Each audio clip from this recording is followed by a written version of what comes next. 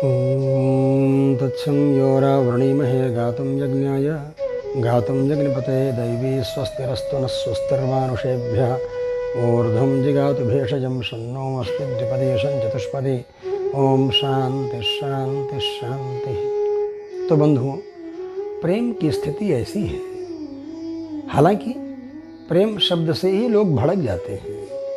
प्रेम शब्द से ही अरे क्या कर रहा है, ये सब तो प्रेम का तो चक्कर जो है ऐसे है। अरे निर्गुणम निष्क्रियम शांतम निर्वध्यम निरंजनम, जो निर्विकार है, कोई विकार ही नहीं है, ये सब सोची जाती है बातें। लेकिन सच पूछो, यह प्रेम वह प्रेम नहीं है। यह प्रेम तो पूर्ण समर्पण है। और यह पूर्ण समर्पण का प्रेम सच पूछो तो ये चरणों से प्रारंभ होता है। चरणम पवित्रम विदतम पुराणम येन पूतस्तरज दुष्कृतानि। चरणों से प्रारंभ होता है। सच पूछो तो प्रेम की पराकाष्ठा जो रास पंचाध्यायी के अंदर श्री सुखदेव जी महाराज ने श्री परीक्षित जी को उपदेश देते हुए बतलाई है, जो प्रेम की पराकाष्ठा है।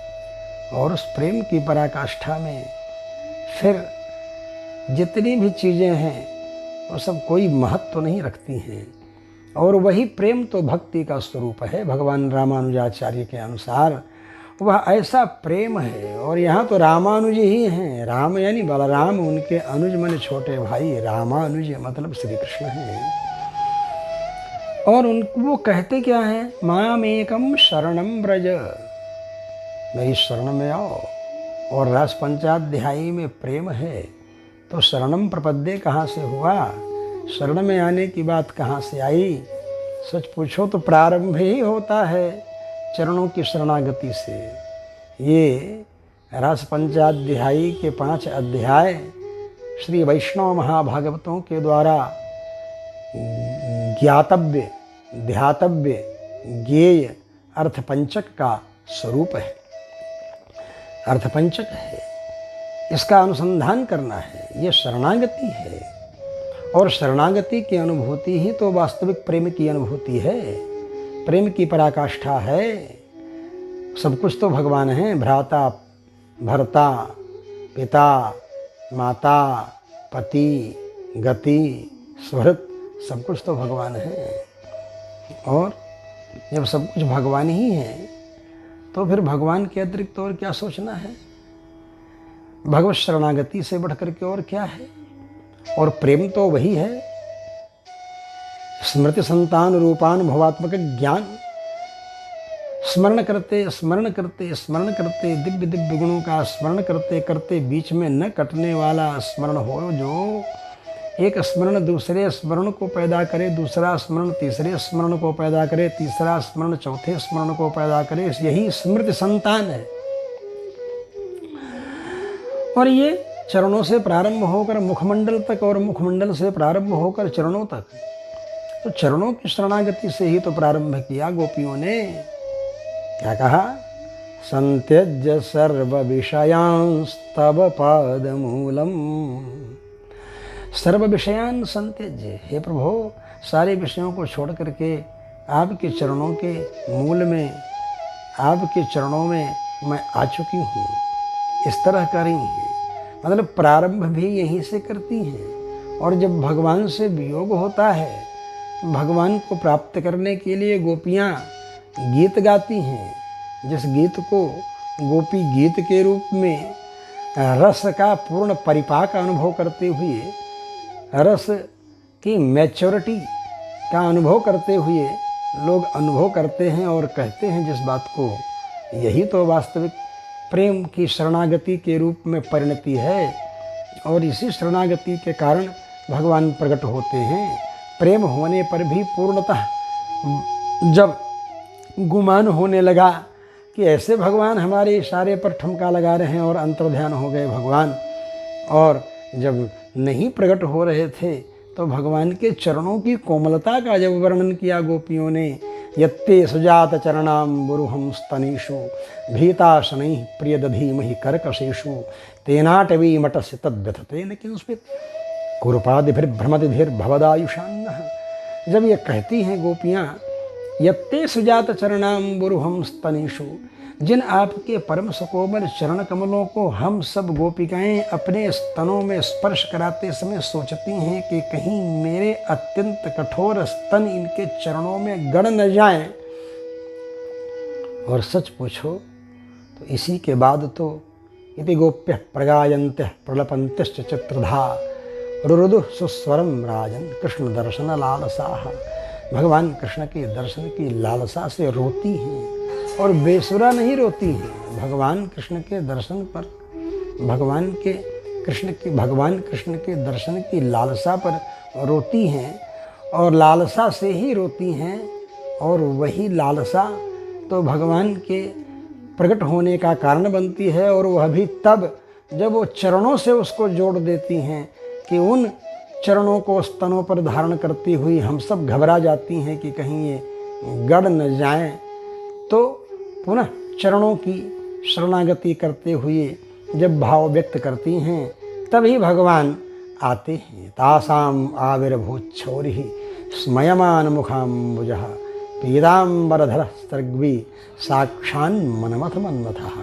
इतना सब कांड कर देने के बाद भी भगवान मुस्कराते मुस्कराते हुए प्रकट होते हैं उनके बीच में।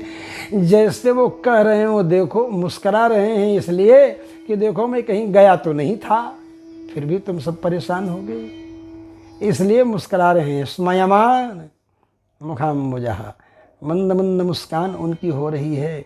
यह अनुभूति, यह चिंतन, यही तो शरणागति और प्रेम की परिणति का वास्तविक स्वरूप हमें दृष्टिगोचर होता है, हमें इसी रूप में यह दिखलाई पड़ता है। ऐसे प्रेम तत्व का जो रसभोक्ता है, ऐसे प्रेम रस का जिसने सेवन कर लिया है, वस्तुतः वही वास्तविक रसायन सेवन करने वाला है, और यही सबसे बड़ा रसायन है। इस रसायन का जो रसिक हो गया, फिर उसको किसी दूसरे रसायन की आवश्यकता नहीं पड़ती है। इसीलिए तो सबसे बड़ा रसायन यही है, इससे बढ़कर के कोई रसायन नहीं है। सबसे बड़ा बाण अगर कोई है तो राम बाण है। कहते हैं अरे ये भाई ये दवा तो इस रोग के लिए राम बाण है। राम जी का बाण कभी व्यर्थ नहीं होता है। इसी तरह से यह रसायन ऐसा है जिससे बढ़कर के कोई रसायन नहीं है। जैसे रामबाण है, जैसे राम राज्य है, वैसे ही राम रसायन तुम्हारे पासा,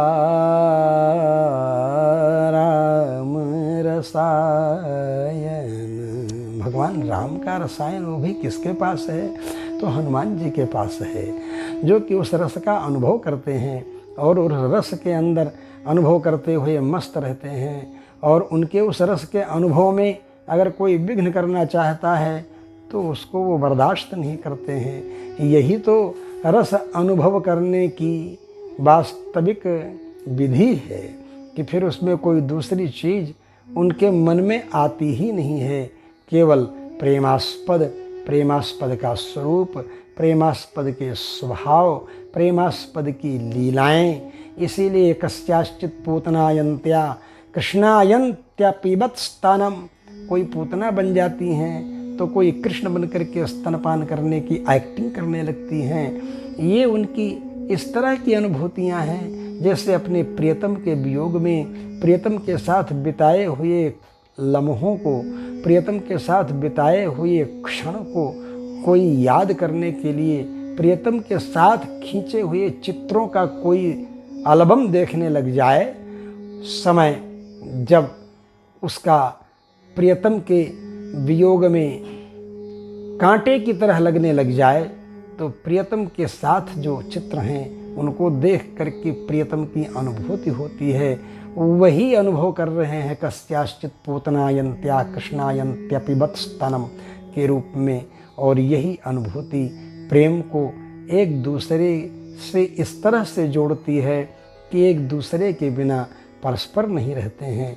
यही तो भगवान भी नहीं ध्यान देते हैं किसी दुनिया का, और भगवान सीधे रथ से उतर करके आ जाते हैं। जब अक्रूर जी भगवान को ले जाने के लिए आते हैं और ले जाते हैं तो ये नहीं सोचते हैं कि यहीं पर नंद बाबा जी भी हैं, उद्धव जी हैं, सब लोग, उद्धव जी नहीं, क्या बोल, अक्रूर जी हैं, नंद बाबा हैं, ये सब ध्यान नहीं देते। भगवान रथ से उतर करके आकर गोपियों को समझाते हैं कि चिंता मत करो, हम जल्दी ही लौट कर आ जाएंगे। तो यह प्रेम की वास्तविक अनुभूति वह प्रेमास्पद के द्वारा या प्रेमी के द्वारा जो परस्पर होती है, यही वास्तविक रस है। और इस रस का अनुभव करना ही सबसे बड़े रसायन का अनुभव है। और इस रसायन से जो पुष्ट हो गया फिर वह कभी दुष्ट नहीं हो पाता, मतलब उसके अंदर कोई दोष नहीं आने पाता।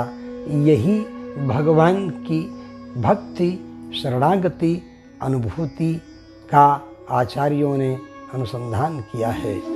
ओम शांति शांति शांति।